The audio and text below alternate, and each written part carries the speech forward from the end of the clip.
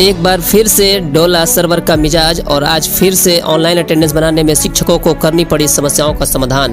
बुधवार को और गुरुवार को ई शिक्षा कोष का सर्वर काफ़ी डाउन रहा। बिहार शिक्षा विभाग की ऑनलाइन अटेंडेंस एप्लीकेशन का सर्वर आज फिर से क्रैश हो गया।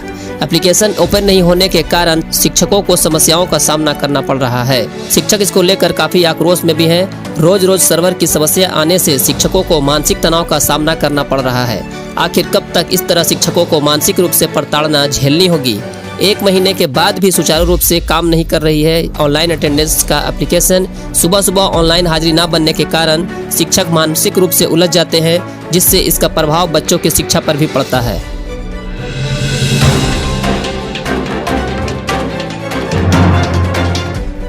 फरवरी मार्च में हुई सक्षमता परीक्षा में उत्तीर्ण शिक्षकों की काउंसलिंग की तैयारी अपर मुख्य सचिव के निर्देश पर स्थानीय स्तर पर शिक्षा विभाग ने शुरू कर दी है। वेरिफिकेशन स्थल पर प्रत्येक चरण की वीडियोग्राफी भी होगी। वहीं वेरिफिकेशन के दौरान अभ्यर्थियों की बायोमेट्रिक जांच भी होगी। डीआरसीसी में 1 अगस्त से शुरू हो रहे काउंसलिंग के दौरान सभी सक्षमता उत्तीर्ण शिक्षकों के प्रमाण पत्रों का वेरिफिकेशन किया जाना है। काउंसलिंग में सक्षमता उत्तीर्ण सभी शिक्षकों को शैक्षणिक और प्रशैक्षणिक प्रमाण पत्रों समेत अन्य प्रमाण पत्रों की मूल प्रति के साथ उपस्थित होना है। सुबह 9 बजे से शाम 4 बजे तक चलने वाली काउंसलिंग के लिए डीआरसीसी में वर्गवार व विषयवार काउंटर बनाए जाएंगे। टाइम स्लॉट के अनुसार काउंटर पर अभ्यर्थी का नाम खुलेगा।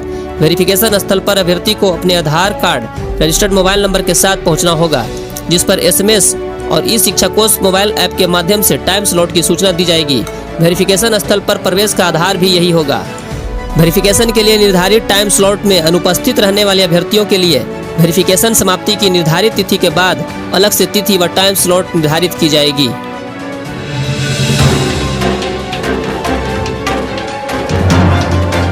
शिक्षा विभाग में अनुकंपा पर नियुक्ति के लिए एक अलग कैडर बनाया जाएगा।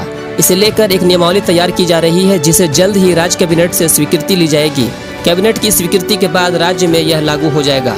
मालूम हो कि सेवा काल में मृत शिक्षकों के आश्रितों को अनुकंपा पर नियुक्ति की कार्रवाई चल रही है। इसी क्रम में उक्त निर्णय लिए गए हैं। नियमावली के लिए गठित कमेटी ने प्रस्ताव तैयार कर लिया है।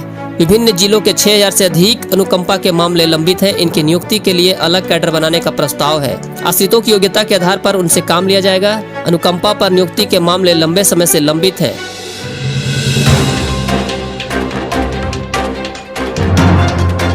बिहार विद्यालय परीक्षा समिति अब अपनी कोई भी परीक्षा ऑनलाइन आयोजित कर सकेगा। विधानमंडल के दोनों सदनों ने परीक्षा समिति को यह अधिकार प्रदान कर दिया। बुधवार को विधान परिषद में भी यह संशोधन विधेयक पारित हो गया है। इसके 1 दिन पहले मंगलवार को विधानसभा ने इस विधेयक को पारित कर दिया था। शिक्षा मंत्री सुनील कुमार ने बिहार विद्यालय परीक्षा समिति संशोधन विधेयक पेश कर बताया कि ऑनलाइन परीक्षा के लिए विद्यालय परीक्षा समिति को जरूरी अधिकार दिए जाएंगे। यह परीक्षा घर में बैठकर नहीं होगी, बल्कि सेंटर पर जाकर परीक्षा देनी होगी। इसमें तकनीक का इस्तेमाल कर कदाचार मुक्त परीक्षा होगी। इसका सभी छात्र छात्राओं को लाभ मिल सकेगा।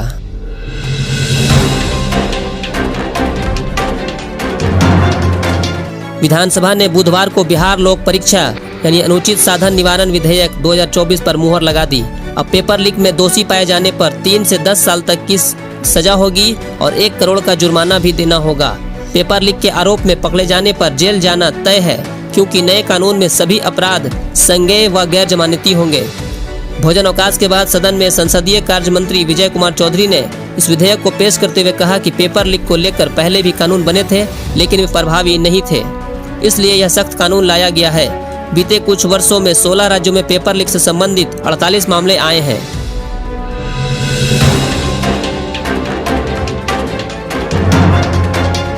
सरकारी स्कूल में पढ़ने वाले कक्षा 1 से 12 तक के बच्चों को स्टूडेंट किट का वितरण शुरू कर दिया गया है। बिहार शिक्षा परियोजना परिषद ने सभी जिला शिक्षा पदाधिकारी एवं जिला कार्यक्रम पदाधिकारी को पत्र के माध्यम से कहा है कि स्टूडेंट किट उन्हीं बच्चों को दिया जाएगा जिनके पास आधार कार्ड होगा। स्टूडेंट किट देने के बाद प्रधान अध्यापक बच्चों के साथ किट वितरण का फोटो ई शिक्षा कोष पोर्टल पर अपलोड करेंगे। पोर्टल पर फोटो अपलोड करने का प्रशिक्षण पहले ही दिया जा चुका है। फोटो अपलोड कक्षावार किया जाना है। स्टूडेंट किट का वितरण अगस्त माह में पूरा कर लेना है।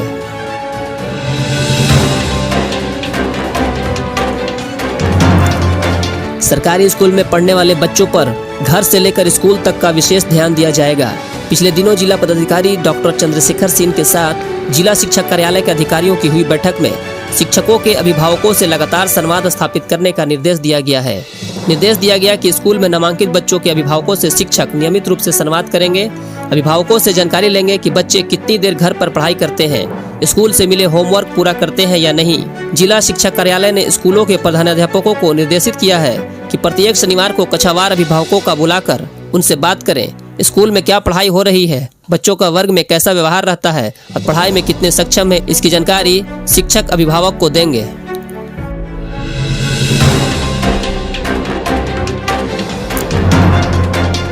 प्रखंड शिक्षक बंशीधर ब्रजवासी को बर्खास्त कर दिया गया है। प्रखंड नियोजन इकाई ने बुधवार को यह कार्रवाई की। इससे पहले जिला कार्यक्रम पदाधिकारी स्थापना की ओर से 28 मार्च को प्राप्त आदेश के आलोक में 30 मई को उत्क्रमित मध्य विद्यालय रक्षा पूर्वी मड़वन के शिक्षक ब्रजवासी को निलंबित करते हुए विभागीय कार्रवाई के अधीन किया गया था।